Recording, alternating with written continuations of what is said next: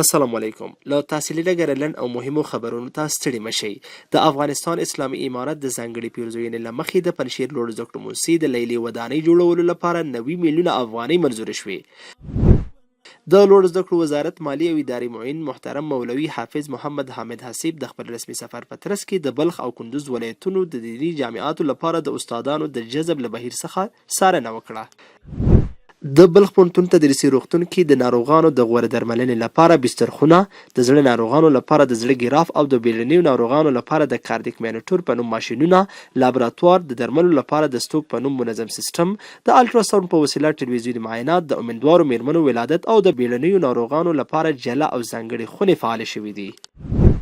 او د البیروني پوهنتون تدریسي روغتون ډاکټرانو او محصلینو ته د ظرفیت لوړونې په موخه د مغزي سکتې تر سرلیک لاندې یو ورځنی سیمینار دایر شو چې د مغزي سکتې اړوند پکې بیلابیل معلومات او مثالونه وړاندې شول.